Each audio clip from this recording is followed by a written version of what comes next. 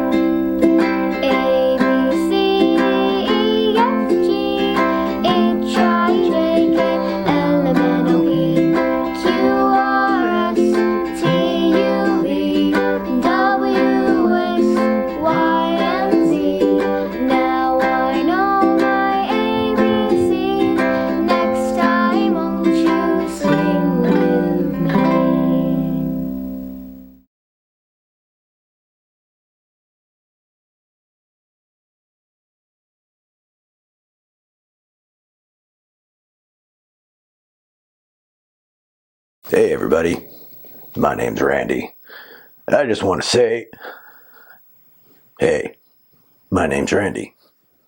I'm a toad. Yeah! Bye.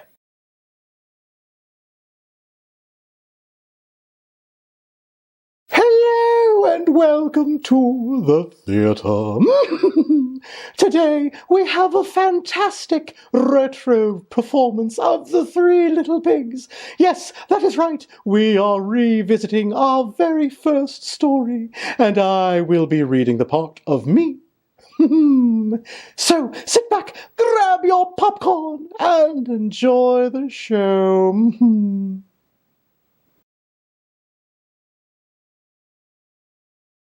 Once upon a time, in a very faraway land, lived three little pigs. The three brothers were accomplished pastry chefs and were eager to move out of their parents' home, so they ventured forth to find their fortune and affordable housing. So, you want to pick what your new homes are going to be made out of? After much deliberation, the three brothers decided that building would be a much better long-term investment, so they all put their meager savings towards hiring a contractor to design and build their new homes. Now, the foreman they hired for the job, a Mr. A. Wolfe, seemed a bit of a shady character. However, he was the best choice the pigs had, considering their monetary situation. Then Mr. Wolfe placed three materials on the table in front of him: straw, a stick, and a single brick. He pushed the straw and stick to the front nearest the pig brothers, and pulled the brick close to him, attempting to hide it under his personage. Now, these two fine materials have been used in making homes for centuries. They're light, they're easy to work with, and extremely cheap. The brothers all looked at the stick and straw, and two of the brothers immediately picked up the materials, one the stick, the other the straw. The third brother, being the shrewd and observant one of the group, pointed to the half-hidden brick beneath Mr. Wolfe's arms. Well, this is a brick.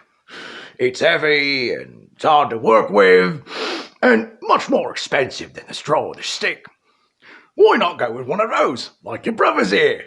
The third brother was persistent and not swayed by Mr. Wolfe, and he insisted that his home be made of the bricks.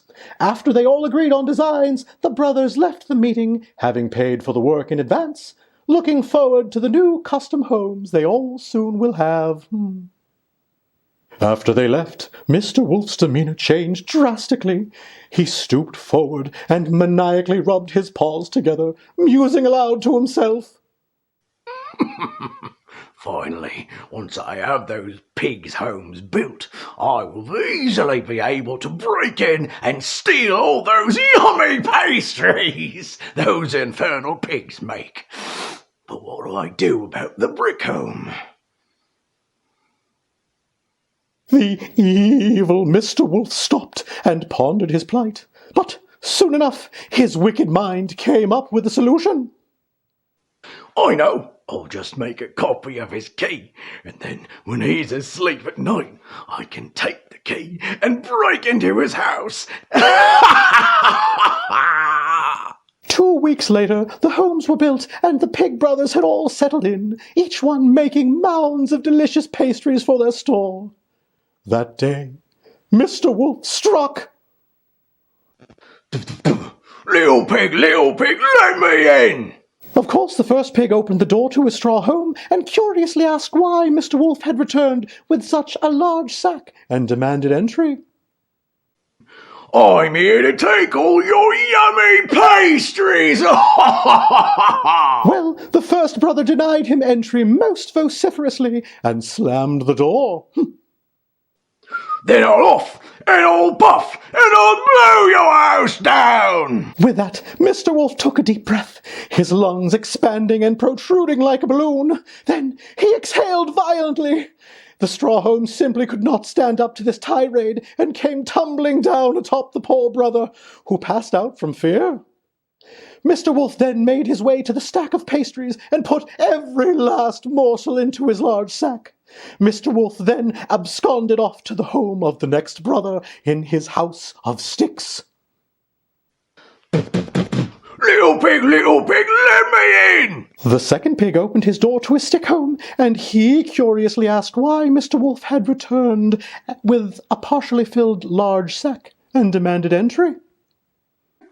I'm here to take all your yummy pastries! Well, this brother denied him entry as well and slammed the door, both annoyed and perplexed. Then I'll off, and I'll puff, and I'll blow your house down! Once again, Mr. Wolfe took a deep breath, his lungs expanding and protruding, akin to a bullfrog, and he exhaled violently. The stick home simply could not stand up to this windy barrage and came tumbling down atop the poor brother, who passed out from shock. Mr. Wolfe then made his way to the stack of pastries and put each one into his large sack.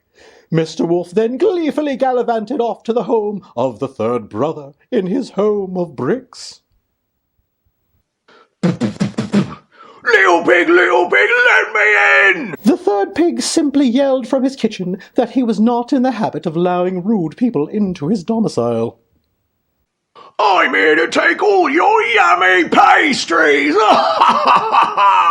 The last brother simply replied that this was even more of a reason not to allow him access. Mr. Wolfe, disconcerted by the change in routine, coupled with his inability to blow down a home made of brick, decided that his impatience was too great and decided to use his copy of the house key immediately. Well, I was going to wait until you were sleeping, but I ain't going to wait no more. I'm coming for you and your yummy pastries right now! Mr. Wolfe put his key in the door, unlocked it, and swung the door wide open, ready to pounce. But the moment the door opened, a very loud and shrill alarm began to sound. Mr. Wolfe froze on the spot, looking angrily at the brother, whom had a smug smile on his snout. He had an alarm system installed unbeknownst to Mr. Wolfe. Mere moments later, the police arrived and arrested Mr. Wolfe and returned the pastries to the brother, who, at this point, had regained consciousness and enjoyed the rigmarole at the third brother's home. And the three piggies, albeit a bit wiser for the wear, had an illustrious career as a trio of bakers, known for their Yummy pastries! The end. Mr. Dave, do you think it's a good idea to remind the people that this was a long time ago, and now Mr. A. Wolfe is a wonderful and contributing member of society? Yeah, I think it's probably a good idea to remind them of that. Shall we? You just did. Oh, good then.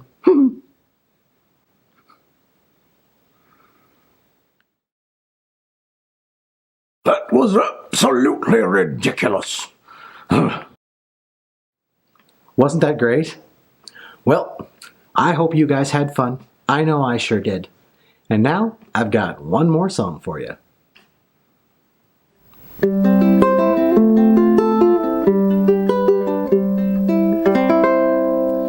My favorite way to say goodbye is not goodbye to you.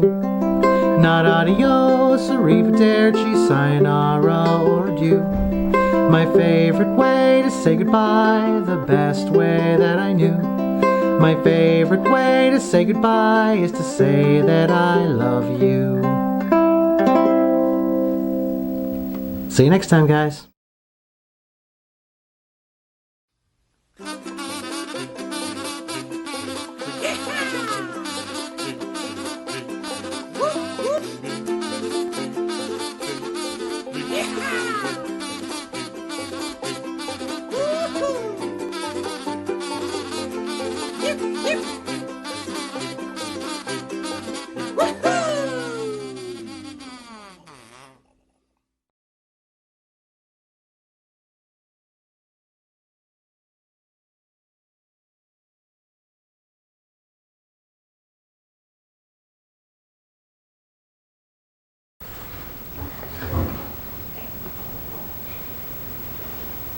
Remind me what I say?